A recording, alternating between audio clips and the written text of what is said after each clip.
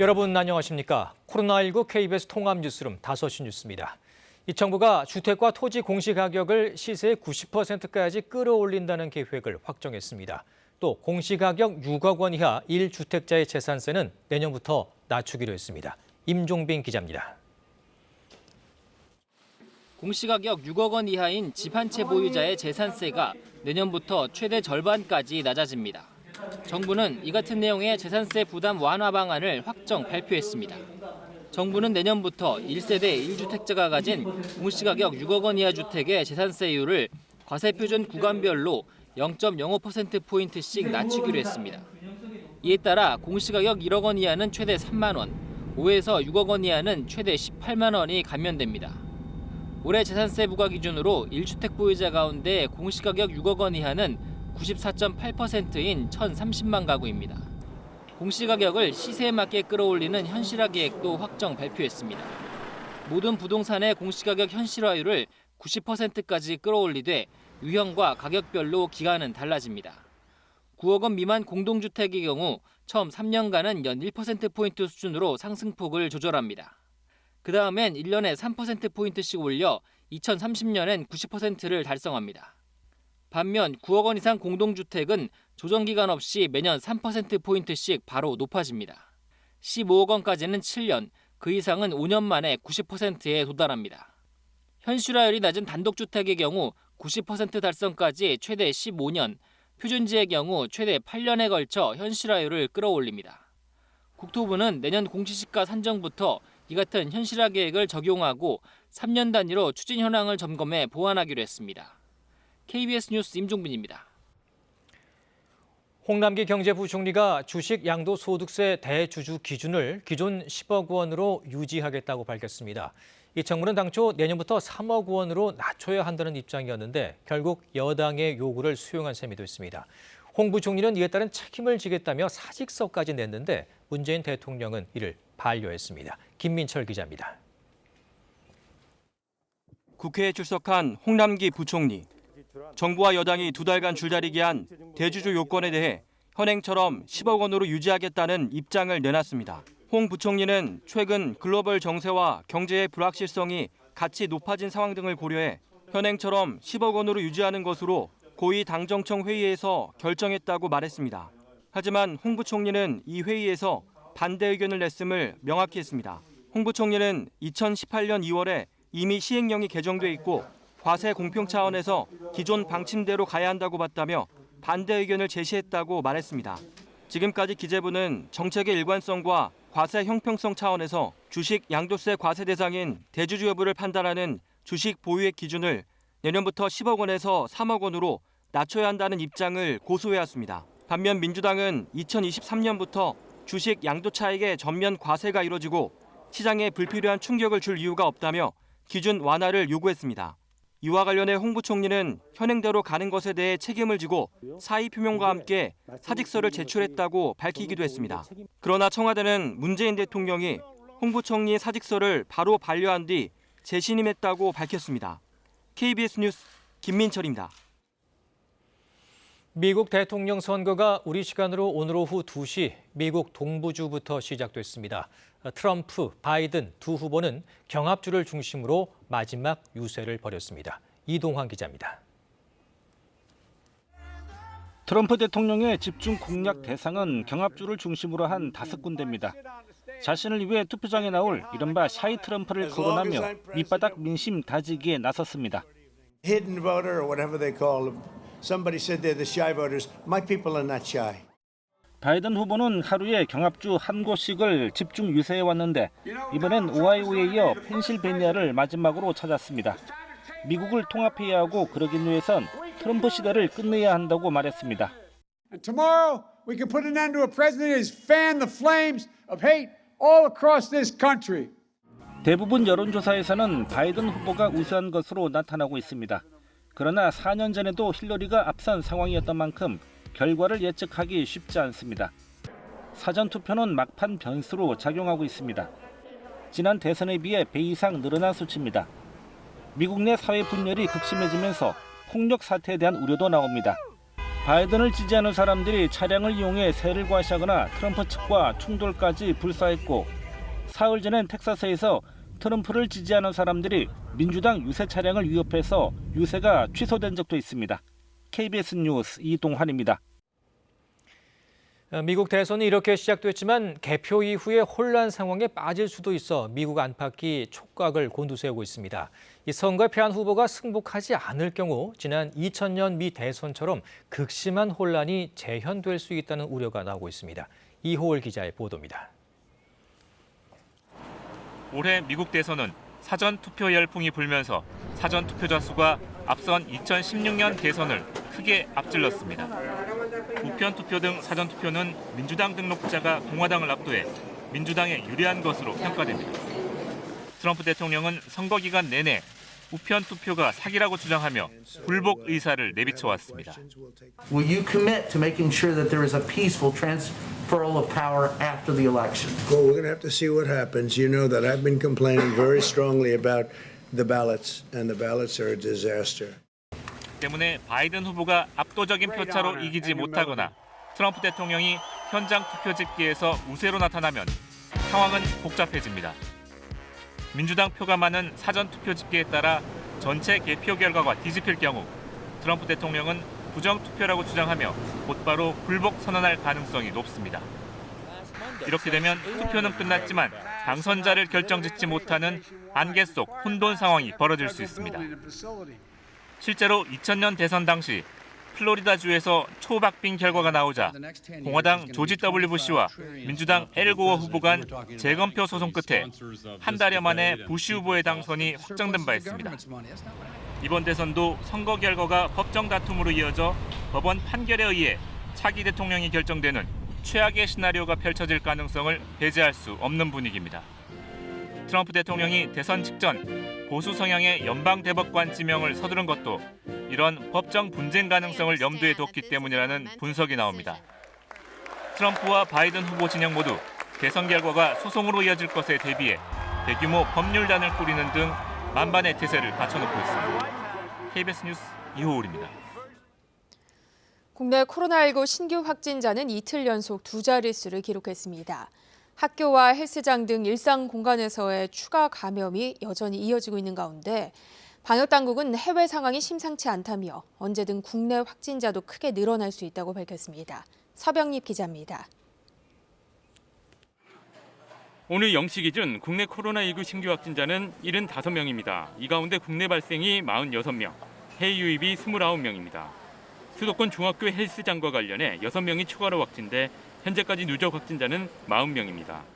해당 사례는 그동안 경기 성남시 분당 중학교 관련 사례와 헬스장 사례를 나눠서 집계했지만 감염과 전파 양상을 검토한 결과 하나의 사례로 묶였습니다.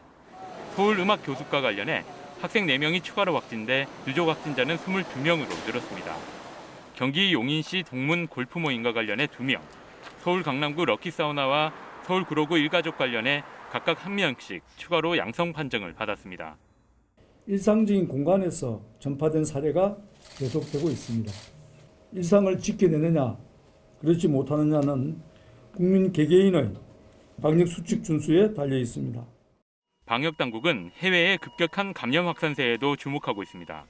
다음 주 초쯤 전 세계 코로나19 확진자 수가 5천만 명을 넘어설 것으로 예상되는 가운데 본격적인 대유행의 서막이 열렸다고 평가했습니다. 국내 사정은 그나마 낫지만 방심해선 안 된다고 강조했습니다. 산발적 감염이 발생하면서 유행이 이어지고 있긴 하지만 아직까지는 비교적 억제되고 있는 것으로 판단하고 있습니다. 물론 언제든 폭발할 가능성은 분명히 있습니다. 방역당국은 치료제의 경우 연내에 성과를 낼 것으로 기대하고 있고 백신의 경우엔 성과를 위한 출발을 연내에 추진하고 있다고 전했습니다. 또 혈장 치료제 개발을 위해 오는 16일부터 3주 동안 대구 신천지 관련 회복자 약 4천 명의 혈장을 받을 계획이라고 밝혔습니다. KBS 뉴스 서병립입니다. 질병관리청은 오늘 0시 기준으로 독감 예방접종 뒤 이상 반응 사망 사례는 모두 88건이라고 밝혔습니다. 이 가운데 83건은 사망과 예방접종 사이의 인과성을 인정하기 어렵고 나머지 5건은 역학조사가 진행 중이라고 질병관리청은 설명했습니다. 신고된 사망 사례 가운데 70대 이상이 83%로 대부분을 차지했습니다. 질병관리청은 현재까지 검토된 사례들을 볼 때 백신 재검정이나 국가 예방접종 사업 중단을 고려할 상황은 아니라고 밝혔습니다. 대학 수학능력시험 일주일 전부터 전국의 고등학교가 온라인 수업으로 전환합니다. 또 학진 판정을 받은 수험생을 위해 병원 등의 수험 환경이 조성됩니다. 교육부에 따르면 다음 달 3일로 예정된 수능시험일을 일주일 앞둔 오는 26일부터는 전국의 고등학교와 시험장으로 쓰이는 학교가 전면 원격 수업으로 전환합니다. 또 확진 수험생은 수능 3주 전인 이달 12일부터 거점 병원 등에 입원해 공부할 수 있습니다. 이와 함께 수능 날에는 격리 수험생을 위한 별도 시험장이 시험지구별로 2개 정도 마련됩니다. 정치자금법 위반 등의 혐의를 받는 더불어민주당 정정순 의원이 오늘 새벽 구속됐습니다. 검찰은 정 의원과 캠프 관계자들의 공모 혐의를 입증하는 데 주력할 방침입니다. 조진영 기자입니다. 정치자금법과 개인정보보호법 위반 혐의로 체포돼 검찰 수사를 받아온 더불어민주당 정정순 의원. 법원이 오늘 새벽 정 의원에 대한 구속영장을 발부했습니다. 법원은 체포 상태에서 조사를 받아온 정 의원을 석방할 경우 증거를 인멸할 우려가 있다고 영장 발부 사유를 밝혔습니다. 법원의 결정으로 정 의원은 21대 국회 처음으로 구속된 현역 의원이라는 불명예를 안게 됐습니다. 앞서 정 의원을 포함해 선거 캠프 관계자 7명을 공직선거법 위반 혐의로 먼저 기소한 검찰은 수사에 더욱 속도를 낼 것으로 전망됩니다. 오는 9일까지 정 의원을 구속 상태에서 조사할 수 있는데 필요한 경우 법원 허가를 받아 구속 기간을 열흘까지 연장할 수 있습니다. 이 기간에 기소 여부를 결정해야 하는 검찰은 정 의원과 캠프 관계자의 공모 혐의를 입증하는 데 주력할 것으로 보입니다. 정 의원이 4.15 총선 과정에서 불법 정치자금을 수수하고 캠프 관계자에게 활동비를 주고 승용차 렌트비를 대납하도록 한 혐의 등입니다. 또 법정 선거 비용을 초과 지출하고 자원봉사자 명단을 빼내는 데 관여한 혐의도 받고 있습니다. 하지만 정 의원은 선거 캠프 회계 책임자와의 대질 신문에서 혐의를 부인하고 있는 것으로 알려졌습니다. 검찰이 구속영장 만료 전에 정 의원을 재판에 넘기면 구속기간은 늘어납니다. 법원은 피고인을 1심은 6개월, 2심과 3심은 각각 8개월까지 구속할 수 있습니다. 다만 정 의원과 선거 캠프 관계자들은 재판 종료 시점을 정해둔 공직선거법 위반 혐의로 먼저 기소된 상황입니다. 따라서 법원이 공직선거법과 검찰의 구속수사 사건을 묶어서 다룰 경우 최종 판결 시점은 달라질 수 있습니다. KBS 뉴스 조진영입니다. 이른바 햄버거병 관련 재고발 사건을 수사 중인 검찰이 한국 맥도날드 본사를 압수수색하고 있습니다. 서울중앙지검 형사 2부는 오늘 오전부터 서울 종로구에 있는 한국 맥도날드 본사 품질관리팀에 대해 압수수색을 진행하고 있다고 밝혔습니다. 이는 맥도날드가 덜 익은 고기 패티가 들어간 햄버거를 판매해 이른바 햄버거병 피해자들이 생겼다는 의혹으로 2017년 7월 피해자들의 고소로 사건화됐습니다. 당시 검찰은 맥도날드 측의 과실을 입증할 증거가 충분하지 않다며 맥도날드 본사에 대해 불기소 처분을 내렸고 이후 지난해 1월 일부 시민단체가 한국 맥도날드 등을 다시 고발했습니다. 추미애 법무부 장관이 검찰총장의 언행과 행보가 오히려 검찰의 정치적 중립을 훼손하고 국민적 신뢰를 추락시키고 있는 작금의 상황을 매우 중대한 문제라고 생각한다라고 말했습니다. 추 장관은 오늘 검찰 내부망에서 자신을 공개 비판하는 글에 동의의 뜻을 밝힌 이른바 커밍아웃 검사들에 대해 사표를 받으라는 국민청원과 관련해 국민청원에 담긴 국민적 비판과 우려를 심각하게 받아들이며 검사들의 다양한 의견에도 귀 기울이고 있다면서 이같이 밝혔습니다. 최근 통유리로 된 건물이나 투명한 소음 방지벽에 새들이 부딪히는 사고가 늘고 있습니다. 이 조류 충돌 사고를 막기 위한 지침은 있지만 강제성이 없어 근본적인 대책이 필요해 보입니다. 김지홍 기자가 취재했습니다. 대구 달성군 도로변의 아파트 소음 방지벽입니다. 지난달 방지벽 주변에서 새 20여 마리가 죽은 채 발견됐습니다. 날아다니던 새들이 유리로 된 투명한 벽에 부딪힌 겁니다. 학교에서 이제 죽은 새들이 이제 가끔 발견이 돼서 우리 동네에도 이렇게 유리창에 부딪혀 죽는 새들이 있을 것이다라는 걸 이제 알고 굉장히 충격적이에요. 대구환경교육센터가 지난 9월 중순부터 최근까지 야생조류 충돌 사고 현황을 조사한 결과 대구 지역에서만 120여 마리가 죽은 채 발견됐습니다. 대부분 도로변 근처 투명 방음벽이나 통유리로 된 건물 주변이었습니다. 유리창에 반사된 나무가 보입니다. 새들은 이런 자연 풍경을 장애물이라고 인식하지 못하고 그대로 유리창에 부딪히는 겁니다. 그동안 흔히 사용했던 맹금류 스티커는 간격이 넓어 사실상 효과가 없는 것으로 확인됐습니다. 환경당국은 높이 5cm와 폭 10cm의 간격을 넘지 않게 문이나 표시를 유리창에 붙이도록 지침을 내놨습니다. 그래야만 새들이 가로막힌 벽을 인식하고 피할 수 있기 때문입니다. 하지만 권고사항일 뿐 강제성은 없습니다. 권고가 아니라 신축 건물에 대해서는 저감 장치를 하도록 하는 그런 제도화하는 것이 필요하다라고 봅니다. 지난 3년 동안 유리창이나 방음벽의 충돌에 희생된 전국 야생조류는 15,000여 마리. 환경단체는 지침을 토대로 자치단체나 관계기관에 조류 충돌을 방지하는 구조물 설치를 요청하고 있습니다. KBS 뉴스 김지용입니다. 해마다 15,000건 이상 발생하는 로드킬 사고는 특히 이 가을철 11월에 집중되는데요. 사고 충격에 급정거를 하거나 이 사체를 방치할 경우 2차 사고로 이어질 위험이 상당히 큽니다. 길금희 기자의 보도입니다. 도로를 달리던 차량 사이로 갑자기 흰 물체가 튀어나오더니 순식간에 차량과 부딪힙니다. 비 오는 도로 위 새끼 고라니 한 마리가 차량 앞을 아슬아슬하게 내달립니다. 전북의 한 지방도로. 도로 위로 들어선 지 20분도 채 되지 않아 잇따라 동물 사체들이 발견됩니다. 차선에 그대로 방치된 고라니도 눈에 띕니다. 많은 고라니도 나오고 고양이도 나오고 개도 나오고. 운전하실 때 실제로 많이 보셨어요? 네. 로드킬이 가장 많이 발생하는 시기는 5월에서 6월과 늦가을인 10월에서 11월 사이입니다. 평소보다 저희들 처리하는 그 동물 횟수도 한 30% 정도 더 많아지기도 하고요. 또 신고도 많이 들어옵니다. 고라니가 거진 많이 들어오고요. 로드킬이 발생하면 혼자 수습하기보다는 안전한 곳에 주차를 한 뒤 도로공사나 지자체 콜센터로 신고하는 게 좋습니다. 정차를 바로 하게 되면 뒤에 있는 차들이 그걸 인지를 못해서 사고 나는 경우가 있기 때문에 바로 갓길로 차를 대시고 이제 후속 조치를 해주시는 게 가장 좋습니다. 살아있는 야생동물을 도로 위에서 마주치게 될 때는 상향등을 끄고 경적을 울려 동물을 도로 밖으로 유도해야 합니다. KBS 뉴스 길금입니다. 설악산 등 강원 산간 고지대에 지난 밤사이 올가을 들어 첫눈이 내렸습니다. 이번 주말 입동을 앞두고 첫눈이 내리면서 강원 산간 지역은 겨울 속으로 성큼 다가섰습니다. 조현주 기자입니다. 해발 1,600m 설악산 정상부에 세찬 눈보라가 날립니다. 올 가을 첫눈입니다. 설악산의 기온이 영하 3.2도까지 떨어지면서 어젯밤 11시 반부터 내리기 시작했습니다. 중청대피소 일원 예찰 중 눈이 내리는 것을 확인했고 당시 바람이 강하게 불어 적설은 없었습니다.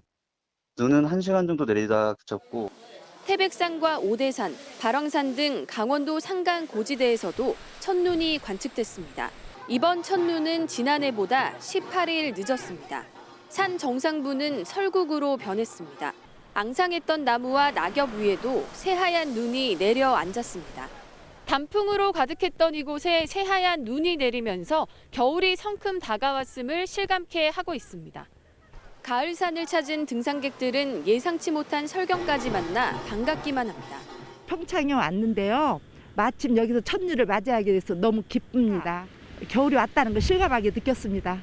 우리 일행들이랑 같이 와가지고 굉장히 좀 즐거운 여행이 된 것 같아요. 여기까지 와고 첫눈을 보니까.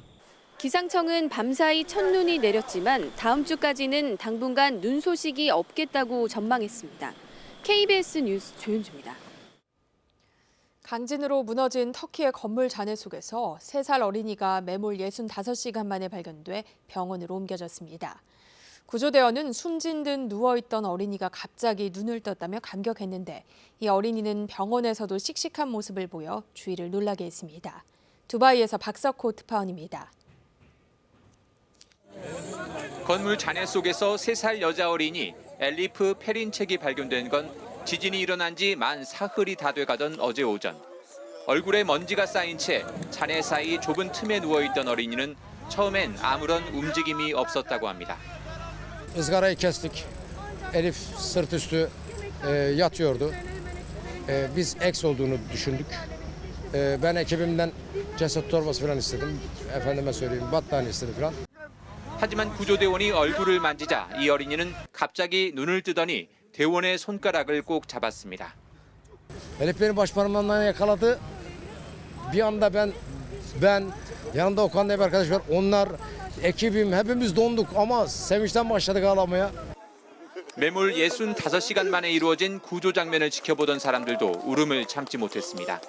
병원으로 옮겨진 이 어린이는 한쪽 눈이 심하게 붓고 얼굴에 상처가 난 상태였지만 아무 일 없다는 듯 그림을 그리는 등 의연한 모습을 보였습니다. 알고 보니 이 어린이의 언니 역시 이틀 전 구조되면서 당찬 모습을 보였던 소녀였습니다. İyi ben çıktım çünkü sadece Hadi çekiyorum. benim bir ayım Başkan o yüzden o ayım çok acı. 이 가족은 엄마가 포기하지 않고 건물 잔해를 두드린 덕분에 구조대원들이 매몰 위치를 알 수 있었습니다. 하지만 이런 극적 구조에도 불구하고 시간이 흐르면서 인명피해 집계는 늘어 이번 터키 그리스 강진으로 인한 사망은 90명, 부상은 1000명을 넘어섰습니다. 두바이에서 KBS 뉴스 박석호입니다. 최근 디지털 합성 기술로 사진이나 동영상을 위조 또는 변조하는 경우가 많지만 이를 알아내기가 쉽지 않은데요. 인공신경망을 이용해 사진이나 동영상의 위조나 변조를 탐지할 수 있는 소프트웨어가 국내에서 처음 개발됐습니다. 조영호 기자입니다. 여럿이 모여 찍은 사진을 위변조 식별 프로그램에 돌립니다. 정상적인 부분은 검은색으로 나타나는 반면 합성하거나 위변조된 부분은 흰색으로 표시됩니다. 사진의 픽셀 신호가 원본 이미지와 맞지 않아 생기는 현상입니다. 카이스트 연구팀이 인공지능 AI를 이용해 개발한 소프트웨어 카이캐치로 디지털 형태의 사진 변형 여부를 광범위하게 탐지할 수 있습니다. 지난 5년여 동안 디지털 이미지 위변조 식별 웹 서비스를 통해 수집한 30여만 장의 이미지 데이터와 포렌식 영상 데이터, 딥페이크 실험 영상 자료를 정밀 분석해 빅데이터를 구축해 얻어낸 기술입니다. 잘라붙이기, 복사붙이기, 지우기, 이미지 크기 변화 등 다양한 변형을 탐지할 수 있습니다. 눈으로 볼 수 있는 RGB 픽셀만을 사용하는 것이 아니라 눈에 보이지 않는 압축 영역의 흔적과 주파수 대역의 흔적 또한 같이 분석하여 성능을 높이고 있습니다. 이 위변조 탐지 기술은 방송사나 콘텐츠 제작업체, 인터넷 포털 등에서 바로 활용 가능합니다. 저희 소프트웨어를 사용하게 되면 약 70-80% 이상을 이렇게 스크린에서 걸러낼 수가 있습니다. 다시 말하면 콘텐츠나 영상물의 신뢰도를 크게 높이는 데 이바지할 수 있고요. 연구팀은 이르면 내년 안으로 기술 이전을 한 뒤 정부기관이나 개인이 이용할 수 있는 상용 소프트웨어를 개발하기로 했습니다.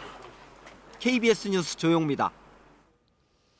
낙태죄 전면 폐지를 요구하는 국회 국민청원이 10만 명 이상의 동의를 얻어 관련 상임위에 회부됐습니다. 국회 사무처는 오늘 공지를 통해 지난달 5일 공개된 낙태죄 전면 폐지와 여성의 재생산권 보장에 관한 청원이 국민 10만 명의 동의를 받아 성립됐다고 밝혔습니다. 해당 청원은 국회 보건복지위원회와 법제사법위원회, 행정안전위원회에 전달됐고 각 상임위는 낙태죄 관련 법안을 심의할 때 해당 청원을 함께 검토해야 합니다. 해당 청원위는 헌재가 낙태죄 처벌 조항을 헌법 불합치로 판단해 올해 12월 31일을 법 개정 시한으로 정했지만 정부는 무의미한 임신 주수에 대한 논의만 진행하고 있다면서 국회는 낙태죄를 전면 폐지하고 여성의 재생산권 보장을 위한 법률적 토대를 마련하라고 요구했습니다. 이어서 오늘의 주식 시황을 KB증권에서 전해드립니다. KB증권입니다. 오늘 예정된 미국 대통령 선거에 향박을 주시하며 코스피가 외국인과 기관의 대규모 사자로 2,340선에 안착했습니다. 코스닥도 2% 가까이 오르며 연이틀 상승 흐름을 이어갔습니다. 오늘 코스피 지수는 43.15포인트 상승한 2,343.31에 코스닥은 15.51포인트 오른 818.46에 마감됐습니다.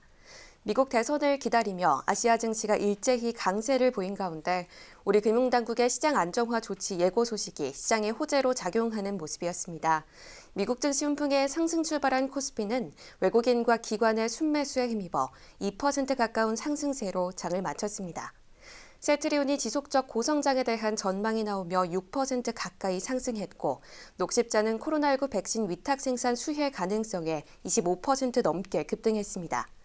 빅히트가 외국인과 기관의 매수세 강화로 6% 가까이 올랐고 한편 미 대선 이후 신재생 에너지와 2차 전지 시장이 확대될 것이란 기대감에 LG화학 등 그린 관련주 전반이 강세였습니다. 오늘 원달러 환율은 50전 오른 1,134원 10전에 거래를 마쳤습니다. 지금까지 KB증권이었습니다. 11월 초에 찾아온 때이른 추위의 기세가 정말 대단했습니다. 오늘 아침 기온이 뚝 떨어졌고요. 강원 산간과 백령도에서는 올가을 첫 눈이 관측되기도 했는데요.